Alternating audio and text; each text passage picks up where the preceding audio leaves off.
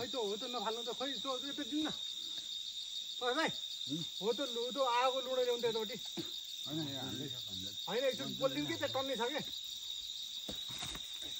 त्यो पोलिदिउँ भनेर त्यो पोलिदिउँ त एकताल त बाहिर निस्केको माउहरू पोलिसक्यो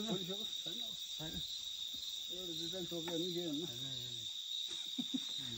एउटा टोक्यो त के भन्नु काट्न अप्ठ्यारोकै भन्छ लास्ट कस्तो त्यो बसिनु नभए त म नि बन्चरको भने होला त्यही भने कि म बन्चर भने होला यसले नटाउँदो रहेछ टोक्दैन हात आएर बसेको नि नटाउँदो रहेछ अनि त्यस्तो गाह्रो तरिकाले भाङ काट्नु पर्छ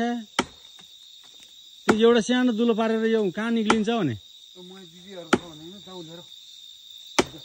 म हान्दै गर्छु तिमी गएर लिएर बस्छु त त्यो बाउले भन्दैछ त म दिदीहरू छ अक्काले बुढो छ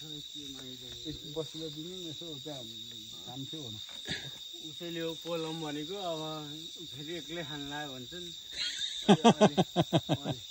अलि एक बोटुको दिनु पऱ्यो उसैलाई न ऊ त्यो दाउले हाल्नु नि त उसैले दिए दाउले के हुन्छ उसैले देखाएको दाउले यताबाट दाउले त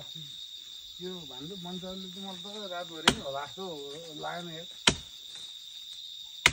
त्यही त भने साइल अङ्कललाई भिडियो गरेर देखाइदिइहाल्नु त आइहाल्छु साइल